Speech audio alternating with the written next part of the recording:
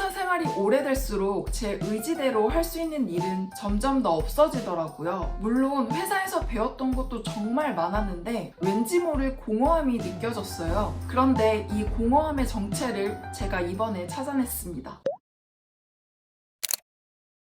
안녕하세요, 소미입니다. 저를 처음 본 분도 계시니까 간단하게 소개를 할게요. 저는 5년차 프론트엔드 개발자이고요. 작년 11월에 퇴사를 하고 현재는 홀로서기에 도전하고 있는 개발자 크리에이터예요. 제가 퇴사한 이유는 한 가지였어요. 주체적인 삶을 살고 싶어서. 내가 원하는 걸 선택할 수 있을 때 주체적인 삶을 산다고 말할 수 있을 것 같은데요. 회사에서는 선택지가 사실 별로 없습니다. 시키는 일은 내 의지와 상관없이 해야 하고요. 1년에 쉴 수 있는 일은 딱 15개로 정해져 있습니다. 회사 생활이 오래될수록 제 의지대로 할 수 있는 일은 점점 더 없어지더라고요. 한때는 내 의견을 내고 더 나은 방향으로 바꾸고 싶은 마음도 있었는데요. 그럴수록 쟤 뭐야? 하는 시선이 느껴졌고요. 제가 회사에서 가장 많이 들었던 게 그래봤자 안 바뀌어 라는 말이었습니다. 이게 계속되다 보니까 저도 포기하게 되더라고요. 물론 회사에서 배웠던 것도 정말 많았는데 왠지 모를 공허함이 느껴졌어요. 그런데 이 공허함의 정체를 제가 이번에 찾아냈습니다. 바로 내 인생이 자유롭지 못하게 느껴졌기 때문인데요. 내 삶의 주체가 나인 게 당연하잖아요. 그런데 회사에서는 이렇게 살기가 쉽지 않습니다. 내 의지대로 할 수 있는 일이 굉장히 제한적이고요. 조언이랍시고 상대방을 마음대로 휘두르려는 사람들이 있어요. No! No! 그래서 전 퇴사를 결심했습니다. 자유로워지고 싶어서요. 이곳에 나를 놔두면 그만큼 나를 잃어가겠구나 싶었고 그게 너무 무서웠거든요. 이런 일을 겪는 분들이 많을 거라고 생각해요. 그래서 오늘은 매일 찍던 개발 꿀팁 영상 대신 자유로운 삶을 사는 법에 대해 이야기하고자 이렇게 카메라 앞에 앉았습니다. 자유롭지 못하다는 걸 알면서도 퇴사를 망설이는 이유는 월급 때문에 혹은 이 일 말고 다른 일을 할 수 있을까 하는 불안감 때문이라고 생각해요. 제가 그랬거든요. 한 번은 회사에서 점심회식을 하는데 팀장님이 간장게장을 좋아하셔서 게장을 먹으러 갔어요. 그런데 대리님이 잘 못 드시는 거예요. 팀장님 앞에선 괜찮아 보였는데 회식 끝나고 안색이 너무 안 좋으셔서 물어봤더니 꽃게 알러지가 있다고 하시더라고요. 원래 못 먹는데 억지로 먹었다고요. 당시엔 이게 사회생활을 잘하는 방법인가 생각했는데 이제 와서 보니까 회사는 자유를 철저하게 희생하는 곳이구나 라는 생각이 들었습니다. 이때 제가 깨달은 게 뭐냐면요. 진짜 자유는 내가 선택할 수 있는 선택지가 많아진다는 거예요. 팀장님이 아니었다면 대리님은 게장을 먹는 선택을 하지 않았겠죠? 그럼 뭐 때문에 우리가 자유롭지 못하다고 느낄까 생각해 봤는데요. 몇 가지 이유가 있더라고요. 먼저 첫 번째는 한 가지 일만 했다는 거예요. 전 대학교를 졸업하기도 전에 취업을 해서 10년 넘게 직장 생활을 했어요. 나름 이것저것 해보고 싶은 것들이 많았어서 다양한 회사와 사람들을 경험했는데요. 그 중에서도 상급자들의 공통점을 발견했는데요. 바로 한 회사에서 오랫동안 근속했다는 거였어요. 회사 선배가 말해줬는데 경력이 쌓일수록 이직이 더 힘들다고 하더라고요. 나이가 들고 연봉은 더 높아지는데 나를 받아주는 회사를 찾기가 더 어려워진다고요. 한 가지 일을 계속해서 하다 보면 잘할 수밖에 없습니다. 그만큼의 시간을 쏟는데 실력이 느는 건 당연한 거예요. 그런데 반대로 생각해보면 그 일을 벗어나서는 할 수 있는 일이 없어진다는 말이기도 합니다. 동전의 양면 같은 건데요. 실력이 느는 대신 더 불안해지고 한 가지 일에 갇히게 되는 것 같아요. 제 얘기를 잠깐 해보자면요. 전 얼마 전에 개발 강의를 했어요. 개발자로는 오래 일했지만 강사로서는 첫 걸음마를 뗀 상태였죠. 강의하기 일주일 전부터 손이 부들부들 떨리고 강의 준비할 때도 엄청 긴장하고 그랬는데요. 원래 하던 일이 아니라 처음 시도하는 일이었기 때문에 불안할 수밖에 없었던 것 같아요. 이것처럼 잘할 수 있는 일, 익숙한 일에서 벗어나서 새로운 모습을 포지셔닝하는 건 불확실성의 연속이에요. 내가 잘 해낼 수 있을까? 의심하게 되죠. 한 가지 일을 오래 할수록 그곳을 벗어나는 건 더 어려워지는 것 같아요.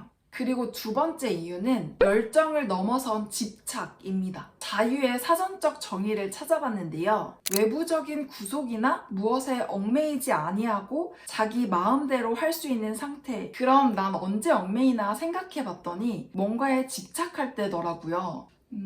제 찌질했던 과거를 하나 고백하면요. 전 유튜브 구독자 수와 조회수에 집착했을 때가 있어요. 그땐 빨리 영향력을 높여야겠다는 생각이었거든요. 그래서 영상을 올리고 계속 새로 고침을 했었는데요. 이때는 그 숫자들이 제 가치를 말해주는 성적표처럼 느껴졌거든요. 이렇게 하루 종일 새로 고침하는 저를 보고 아, 집착이구나 느꼈습니다. 물론 유튜브로 제 이야기를 전하고 누군가에게 도움이 되면 행복한데요. 뭐든지 과하면 문제가 되잖아요. 열정이 과하면 집착이 되는 것 같아요. 정리해보면 자유롭지 못하다고 느꼈던 건 한 가지 일만 했기 때문이고 집착했기 때문이었던 거죠. 자유가 뭘까에 대해서 계속 생각을 하다가 오히려 반대말을 알면 진짜 자유를 알 수 있지 않을까 싶었어요. 반대편에 있는 일을 하지 않으면 진짜 자유가 되겠다 싶었던 거죠. 자유는 뭔가에 얽매이지 않는 거니까 뭔가에 얽매이는 게 반대말이지 않을까 해서 찾은 답이 집착이었어요. 한 가지에 마음이 쏠려서 얽매이게 되는 게 집착이니까요. 그래서 집착하지 않는 게 자유로워지는 방법이지 않을까 해요. 제가 유튜브 조회수에 집착했다고 했잖아요. 이걸 어떻게 극복했냐면 일부러 다른 일들을 벌렸어요. 한 가지에 쏠리는 신경을 제 의지만으로 끊어내긴 쉽지 않더라고요. 그래서 이 집착을 쪼개야 된다고 생각했고 쪼개니까 다시 열정이 되더라고요. 열정은 나를 성장시키지만 집착은 파괴시킨다고 해요. 자유로워지고 싶다면 이 집착을 분산시키면 되지 않을까 하는데요. 제가 직접 실행했던 집착을 분산시키는 3가지 방법을 알려드리려고 합니다.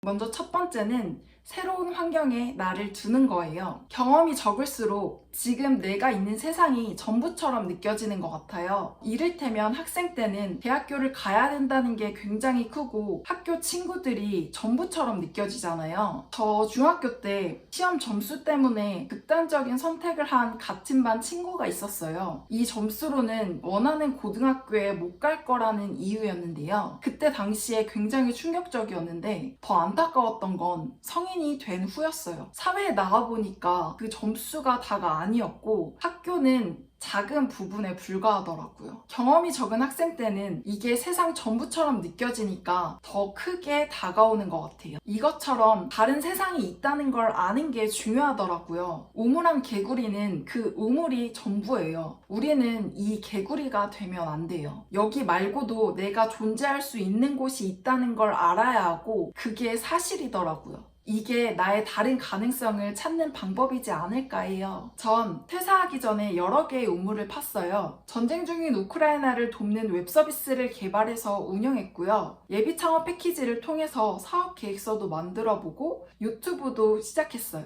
물론 성공이라고 할 수는 없지만 회사 말고도 다른 길이 있다는 걸 아니까 태도도 더 당당해지더라고요.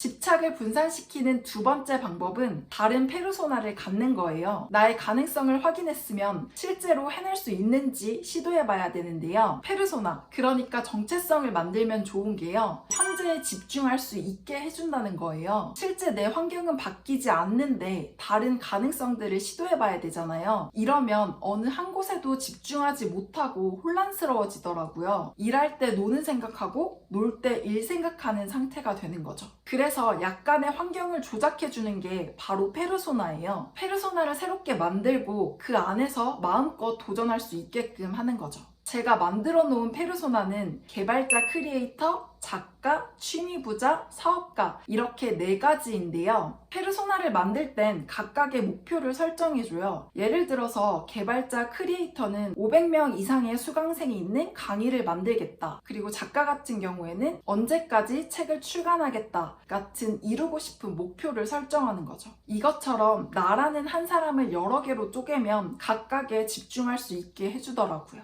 이렇게 페르소나를 만들고 그에 맞는 도전들을 해나가면 되는데요. 바라던 결과가 나오지 않더라도 크게 낙담하지 않게 해주는 것 같아요. 한 개 시도했는데 한 번 안 되면 100% 실패잖아요. 그런데 4개 시도했는데 한 번 안 되면 75%의 성공이에요. 단순 계산이긴 하지만 그만큼 성공 기회를 높이게 되고요. 가능성으로만 존재하던 일을 현실로 끌고 오게 됩니다. 페르소나들을 가지고 내가 할 수 있는 일들이 뭔지 확인하는 게 중요하더라고요. 마지막으로 3번째는 보상 없는 일을 하는 거예요. 이게 집착을 벗어나는 가장 확실한 방법이지 않을까 하는데요. 이 일로 돈을 벌어야겠다고 생각하는 순간 힘이 들어가거든요. 그러면 뭔가를 시도하는 것 자체가 부담스러워지더라고요. 보상이 있고 없고의 차이가 태도를 만들어주는 것 같아요. 이번에 했던 개발 강의는 무료로 진행했어요. 처음 해보는 강의다 보니까 내가 이걸 할 수 있을까 하는 가능성을 확인해 보려고 무료로 진행했던 건데 잘한 선택인 것 같아요. 물론 떨긴 했지만 내가 할 수 있는 애구나 라는 걸 확인했으니까요. 꼭 거창한 게 아니더라도 취미로도 나의 가능성을 확인할 수 있어요. 취미생활은 오히려 내가 보상을 주고 하잖아요. 그러다 보니까 못해도 상관없다는 마인드를 기본적으로 깔고 가게 되더라고요. 얼마 전에 캘리그라피를 배웠는데 오로지 나의 재미를 위한 활동이라고 생각하니까 부담이 하나도 없었어요. 잘 못 쓰면 어때? 하면서 말 그대로 즐기게 된 거죠. 취미로 하다가 그 일이 너무 좋아서 업이 되는 사람들이 있잖아요. 보상 없는 일을 한다는 건 다시 말해서 진짜 좋아하는 일을 한다는 거예요. 좋아하는 일이 아니라면 굳이 보상도 없는데 할 필요가 없잖아요. 보상 없이도 행복을 느낄 수 있다면 그게 내가 진짜 원하던 일이지 않을까 해요. 정리해보면 새로운 환경을 경험하면서 나의 다른 가능성을 찾아보고요. 페르소나를 만들어서 가능성을 현실로 만들고 보상 없는 일을 하다 보면